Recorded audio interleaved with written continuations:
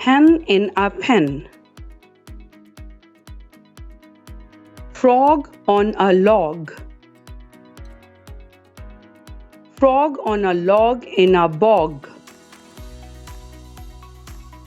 Frog on a log in a bog in a fog. Frog and croc on a log in a bog in a fog. Jog, frog, jog. Hen in a pen. Hen in a pen with Ben.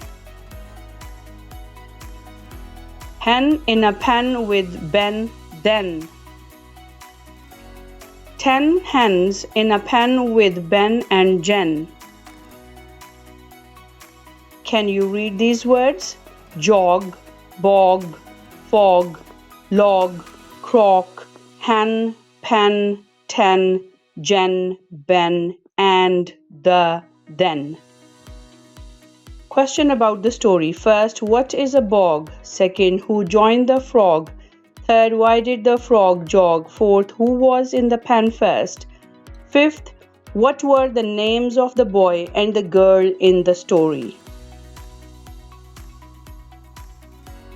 Thanks for watching. Like and subscribe the channel.